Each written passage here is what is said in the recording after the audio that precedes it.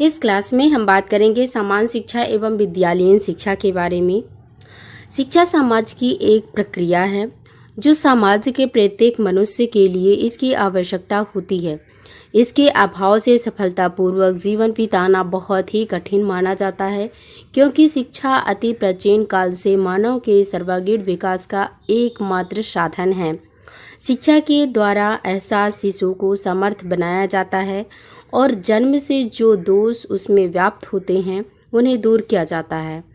शिक्षा संबंधी इसी आवश्यकता को पूरा करने के लिए समाज शिक्षण संस्थानों को जन्म लेता है।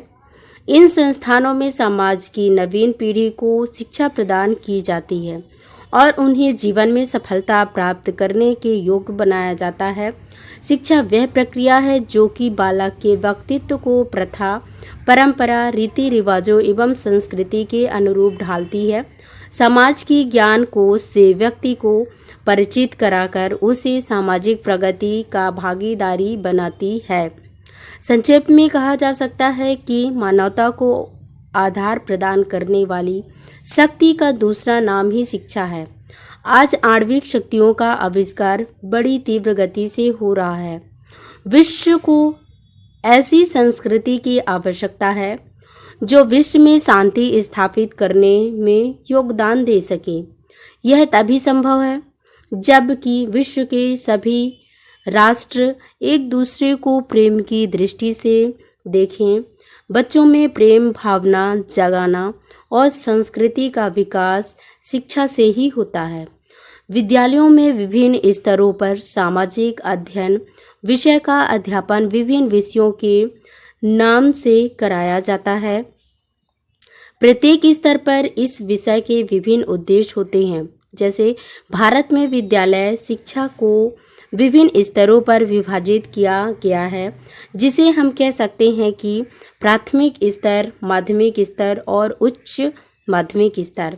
सबसे पहले हम बात करेंगे माध्यमिक स्तर पर शिक्षण। बालकों को समझ में परिचित कराना, बालकों में रचनात्मकता को बढ़ाना, छात्रों में जिज्ञासा उत्पन्न कराना। नेक्स्ट है समायोजन में सहायता करना, सद्गुणों का विकास करना। माध्यमिक स्तर पर शिक्षण के उद्देश्य अधिकार एवं कर्तव्यों का ज्ञान कराना, उत्तरदायित्व का बोध कराना, लोकतांत्रिक गुणों का विकास करना। नेक्स्ट है राजनैतिक चेतना का विकास करना, प्रकृति के प्रति प्रेम उत्पन्न करना और नेक्स्ट है सहयोग की भावना का जागृत करना। राइट।